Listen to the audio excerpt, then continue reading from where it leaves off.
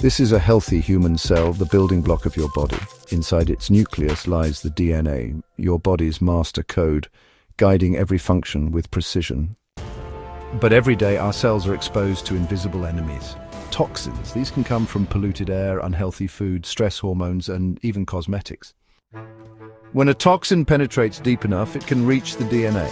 It attaches to the double helix and causes a break. A single small mutation is sometimes enough to trigger disaster. Your body tries to repair the damage, but when the repair system is weak or overwhelmed, the mutation remains, like a typo in a crucial line of code.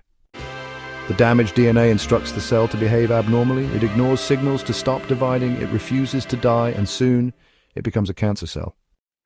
Your immune system detects the abnormality and fights back.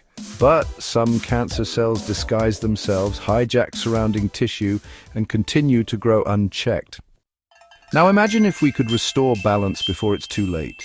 Natural immunotherapy works by cleansing the body of toxins, strengthening the immune system, and feeding the cells what they truly need.